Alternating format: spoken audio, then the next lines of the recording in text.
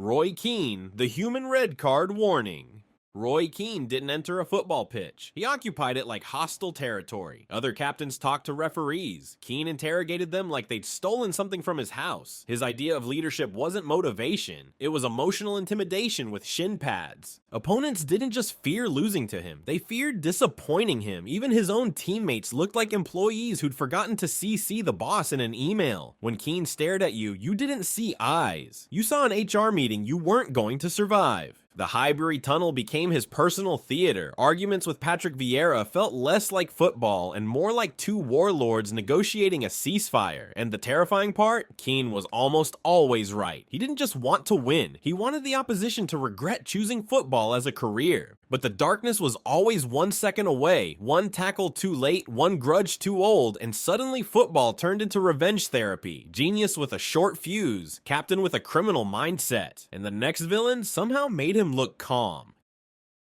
Diego Costa, professional wind-up merchant.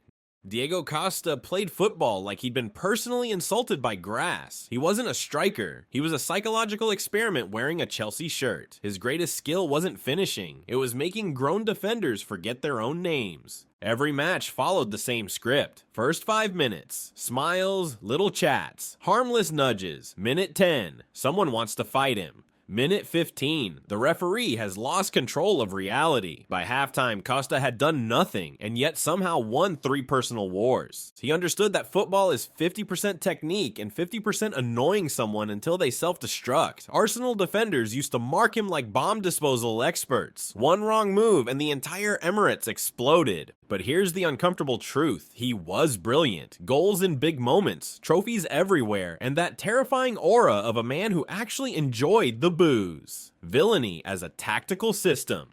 And the next name turned hatred into performance art. Luis Suarez, genius with bite marks. Suarez didn't play matches. He created incidents that required legal representation, a striker so talented that people had to invent new moral categories just to discuss him. Goals like poetry, behavior like a true crime podcast. Defenders knew the rules didn't apply around him. He'd dive, then score. He'd argue, then assist. And occasionally, he'd treat an opponent like an unauthorized snack. The Premier League had seen dirty players before. It had never seen one this gifted. At Liverpool, he turned Anfield into a cult following. Fans forgave everything because the football was ridiculous. Nutmegs, impossible angles, goals that looked edited. You hated him on Saturday and then watched his highlights on Sunday like a secret admirer. The danger was obvious. Cross the line once, shame. Cross it twice, reputation. Cross it 3 times and you become folklore. Suarez chose folklore and the next villain didn't need teeth, just absolute moral chaos. Joey Barton, walking talk show with studs.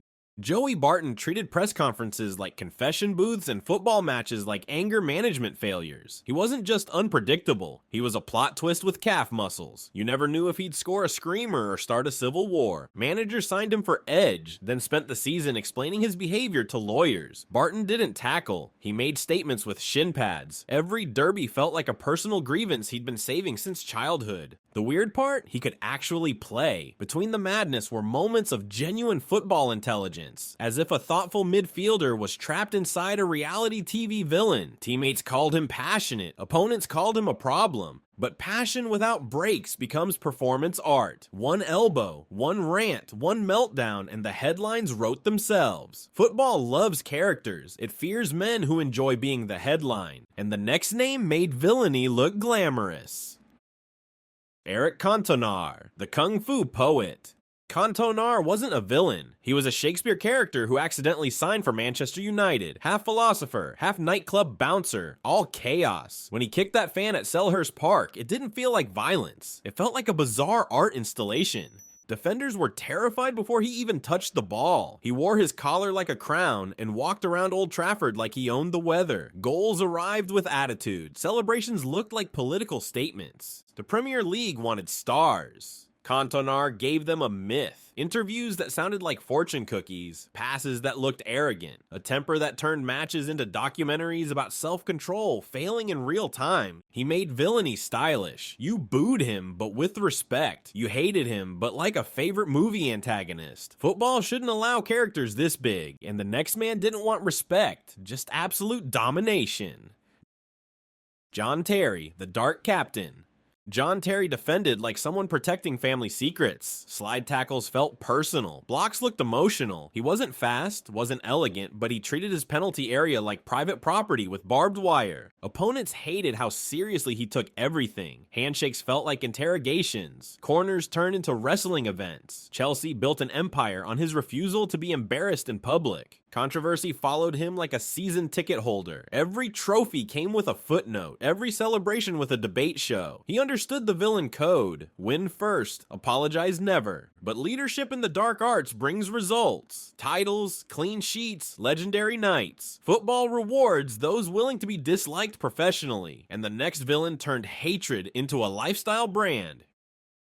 Craig Bellamy, Chaos in Short Shorts. Bellamy played every match like someone had insulted his dog, speed, aggression, and the facial expression of a man late for a fight. Defenders didn't mark him, they survived him. He argued with teammates, managers, goalkeepers, probably mascots. The famous golf club incident felt less like a scandal and more like an inevitable episode in the Bellamy cinematic universe. Yet he scored huge goals. Big moments loved him. He was the friend you never invited to weddings but always wanted in a pub fight. Premier League clubs kept signing him because chaos occasionally wins matches. Danger was permanent. One comment, one sprint, one dressing room, and the temperature rose.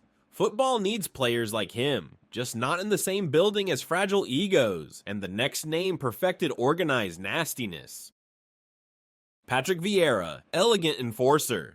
Vieira looked like a professor who could break your legs legally. Tall, calm, devastating. Arsenal's midfield didn't play. It conducted background checks on opponents. Battles with Keane defined an era. Two alpha predators arguing over territory disguised as a football pitch. Vieira didn't shout. He negotiated with body language and perfectly timed tackles. The beauty was the contrast. Silk passes followed by thunderous collisions. He made intimidation look sophisticated, like a gentleman threatening you politely. But power this calm becomes scary. One look, one stride, and midfield surrendered. He proved villains don't need noise, just authority, and the next entry didn't want authority, only attention.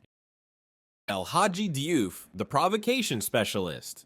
Diouf treated sportsmanship like an optional extra, spitting incidents, endless arguments, behavior that made referees consider early retirement, talent wrapped in bad decisions. Liverpool fans tried to love him, then stopped. Opponents never started. He collected enemies like Panini stickers and seemed proud of the album. Occasionally, he'd do something brilliant, just enough to confuse managers into second chances. Football has a weakness for difficult geniuses, even when the genius is missing. The flaw was obvious. When your main skill is being disliked, eventually even teammates apply the rule. Villainy without goals becomes admin, and the next name turned aggression into philosophy.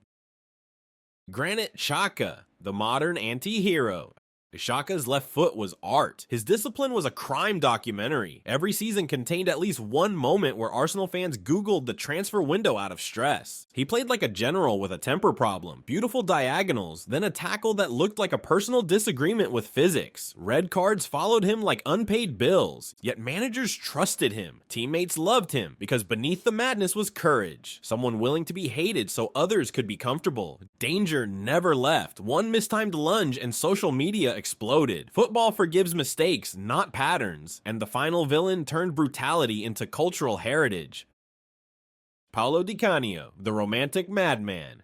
Di Canio played like a poet who'd learned defending from prison guards. Moments of outrageous beauty followed by decisions that required subtitles. West Ham adored him because sanity is optional when the goals look like that. He refused to score once out of sportsmanship, then tried to fight half a stadium the next week, a walking contradiction with perfect first touch. Referees never relaxed around him. Fans never blinked. He made the Premier League feel like Italian cinema with worse weather. But emotion without borders becomes dangerous. Hero today, headline tomorrow. Football remembers characters more than results, and Di Canio delivered both in equal chaos. And one last villain showed that even nice leagues need monsters. Ben Thatcher, the line crosser.